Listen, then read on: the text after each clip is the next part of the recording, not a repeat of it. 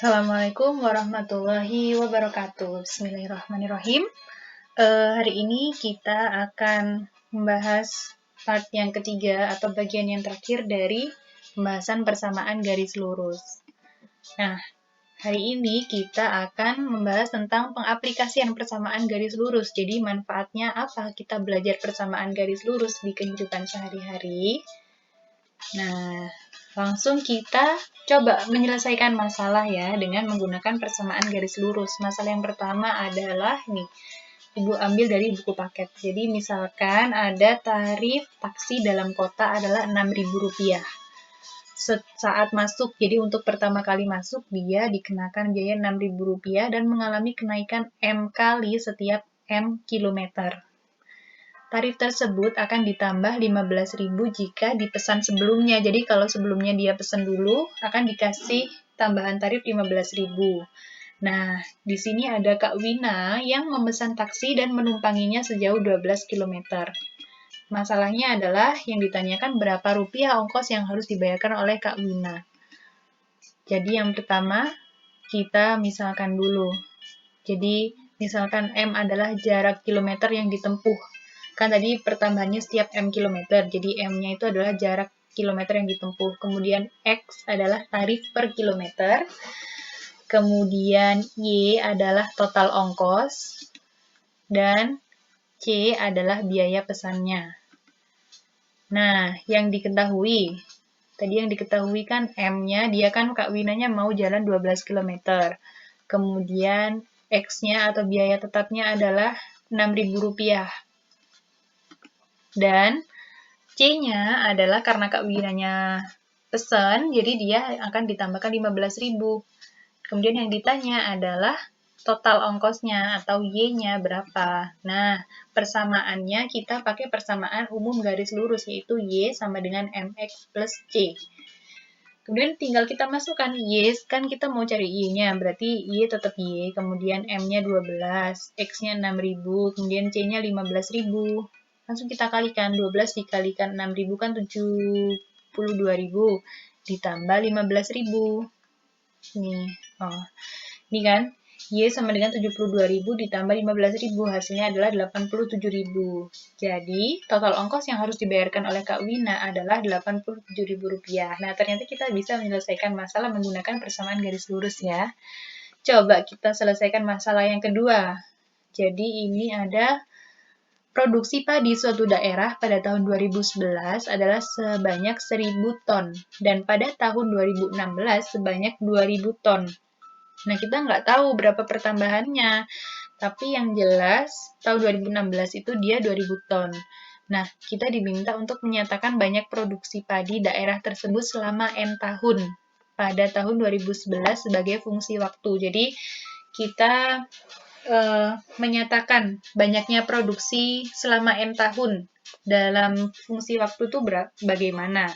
Kemudian yang kedua adalah ketika kita sudah mendapatkan fungsinya, kita diminta untuk memprediksi kira-kira tahun 2017 nanti padi yang dipanen itu berapa, apa yang diproduksi. Nah, ini kan manfaatnya ini ya, kita bisa memprediksi untuk tahun 2017 atau bahkan tahun-tahun yang selanjutnya, itu dia bisa memproduksi berapa. Jadi penyelesaiannya adalah yang pertama kita misalkan, sama seperti tadi ya, sekarang M-nya itu kita misalkan waktu produksi sejak 2011. Kemudian X-nya adalah produksi per tahun. Kemudian Y-nya adalah total produksi dan C-nya adalah banyak produksi tetap. Jadi C itu adalah biaya sesuatu yang nilainya tetap, jadi yang tidak berubah-ubah seperti yang Kak Wina tadi, kan kalau dia pesan dia nambah 15.000, kalau enggak ya berarti C-nya 0. Nah, itu kan tetap. Tidak mungkin Kak Wina itu pesannya 2 kali, jadi nanti dikenakan biaya 30.000, atau Kak Wina pesannya 3 kali, nanti dikenakan biaya 45.000, kan enggak ya? Sama seperti yang ini, C itu selalu kita misalkan dengan sesuatu yang tetap. Kemudian Y adalah kita misalkan sebagai hasil akhir, karena di sini total produksi, maka Y itu kita misalkan total produksi. Kalau yang sebelumnya, Y-nya kita misalkan sebagai total ongkos. Nah, kemudian M-nya itu adalah produksi, waktu produksinya. Karena yang berjalan adalah waktu. Kalau yang tadi yang berjalan adalah kilometernya kan. Nah, yang X ini adalah produksi per tahun. Paham ya cara memisalkannya ya? Jadi, langsung kita tulis yang diketahui M. Yang diketahui tadi kan produksinya tahun 2016. Jadi, kita bisa hitung dari 2011 ke 2016 itu ada 5 tahun. Jadi, M-nya adalah 5. Kemudian Y-nya adalah total produksi. Kita kan tahu tadi tahun 2016 itu produksinya 2000 ton, jadi Y-nya 2000. Kemudian C adalah yang tetap. Jadi kita misalkan 2011 adalah awal dari produksi. Jadi setiap tahun pasti akan memproduksi 1000 ton. Nah, pertambahannya berapa itu yang belum kita ketahui. Jadi C-nya adalah 1000 ton. Yang diketahui adalah banyak produksi pada daerah tersebut selama N tahun. Jadi yang ditanyakan adalah fungsi waktunya, dan yang kedua adalah kita diminta untuk memprediksi produksi padi tahun 2017. Nah, untuk menunjukkan fungsi waktu, ya langsung kita pakai persamaan yang seperti biasa, Y sama dengan MX ditambah C. Tapi di sini yang kita cari pertama adalah X-nya. Kan Y-nya tadi 2000 sama dengan 5X, M-nya tadi kan 5, 5X ditambah 1000. Nah, kemudian 1000-nya kita pindah ke ruas yang satunya, jadi 2000 dikurangi 1000 sama dengan 1000, 1000 sama dengan 5X. Jadi X-nya adalah 200. Nah, fungsi waktunya, karena kita mau cari total produksi selama N tahun, jadi Y-nya yang dicari. Y sama dengan 200 N selama N tahun kan, jadi M-nya itu kita ganti N. Ditambah 1000, jadi nanti kita tinggal masukkan, kalau misal tahun 2017, ya di sini kita masukkan dari 2011 ke 2017 itu berapa tahun, tinggal kita ganti. Coba ya, kita yang bagian yang kedua ya, tadi kan ini fungsinya waktunya, kemudian kita mau cari tahun 2017, berarti dari tahun 2011 ke 2017 kan 6 tahun. Langsung kita masukkan 200 dikali 6, ditambah 1000. Jadi kira-kira tahun 2017 nanti akan diproduksi 2200 ton. Paham? Oke, masalah yang ketiga. Nih, ayah memberiku uang jajan sebesar 200.000 setiap awal bulan. Aku menggunakan uang tersebut untuk jajan rata-rata Rp6.000 per hari. Nah, yang pertama adalah kita diminta untuk menentukan sisa uang setelah 2 hari, 5 hari, dan 10 hari. Yang kedua adalah menyusun tabel sisa uang itu dalam tabel seperti ini, jadi tabelnya sudah diketahui. Dan yang ketiga, tulislah persamaan yang sesuai, jadi membuat fungsi seperti yang tadi, dan yang terakhir adalah menggambarkan grafik dari persamaannya. Kita selesaikan satu-satu ya, untuk menentukan sisa uang setelah 2 hari. Nih, yang diketahui adalah uang jajannya awal bulan itu 200.000, kemudian rata-rata per hari dikeluarkan Rp6.000. Nah, setelah 2 hari, sisa uangnya ya tinggal 200.000 dikurangi 2 dikalikan 6.000, kan setiap harinya 6.000, jadi 2 dikali 6.000, 12.000, jadi setelah 2 hari sisa uangnya adalah 188.000. Setelah 5 hari sisa uangnya adalah 170.000 dengan cara yang sama. Kemudian yang terakhir, setelah 10 hari sisa uangnya adalah 140.000. Caranya sama ya. Kemudian kita taruh di tabel. Dengan cara yang sama, kita hitung satu persatu seperti tadi, dikurang-kurang ya. Tabelnya seperti ini. Ini kan teratur ya, jadi 188, kemudian jadi 176, berkurang 12.000, kemudian jadi 164, berkurang 12.000 lagi, dan seterusnya. Nah, ini artinya masih dan seterusnya. Masih berlanjut hari-harinya sampai akhir bulan. Nah, yang ketiga, kita buat persamaan yang sesuai. Supaya apa? Karena sebelumnya itu kita untuk menentukan hari yang selanjutnya kan kita hitung satu-satu ya. Nah, kalau kita tahu persamaan yang sesuai, nanti kita bisa langsung tahu untuk hari yang ini langsung. Nggak perlu hitung satu-satu. Jadi, kita buat permisalan.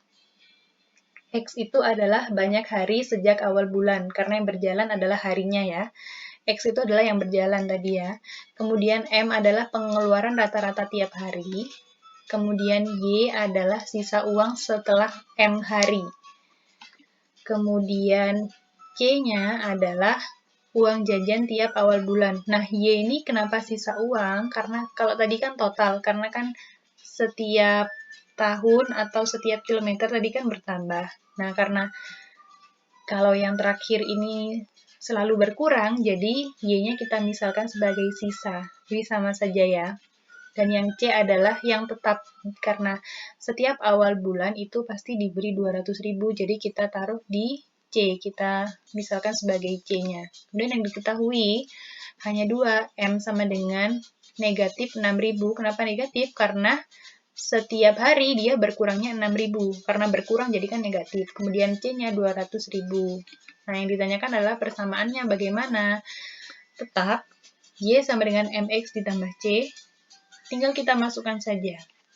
Y sama dengan, M-nya tadi kan negatif 6.000. X ditambah 200.000. Sudah. Jadi Y sama dengan negatif 6.000 X ditambah 200.000. Nah, jadi persamaan yang sesuai cuma seperti ini. Sebenarnya mudah sekali ya, asalkan kalian teliti dalam memisalkan dan menuliskan dan mengganti ini di variabel-variabelnya. Oke, tadi ada yang terakhir. Kita diminta untuk menggambar grafiknya. Untuk menggambar grafik kan kita harus punya persamaannya. Nah, persamaannya kan ini tadi. Kemudian kita gambarkan tabelnya. Tabelnya seperti ini. Hanya butuh 2 titik. Kalau X-nya 0, ini kita ganti 0 ya.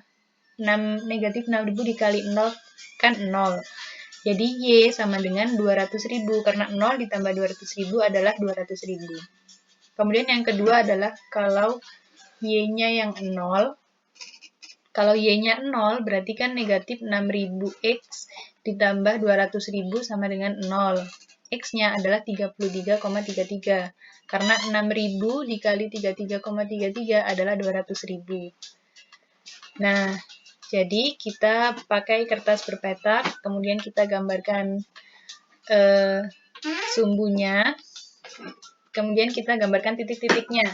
Kan ada 2 titik yang kita pakai ya, 0,200.000 itu di sini. 0,200.000 dan 33,33,0. Ini Ibu singkat ya tadi ya. Sebenarnya ada 33,33. Nah, 2 titik ini kita tarik garis. Selesai. Inilah grafiknya. Paham ya? Oke. Kalau begitu, langsung saja kita latihan. Latihan yang keempat ini adalah, coba kalian buka buku paketnya halaman 94. Kerjakan latihan 4.5 nomor 5 saja. Paham ya? Ibu akhiri. Wassalamualaikum warahmatullahi wabarakatuh.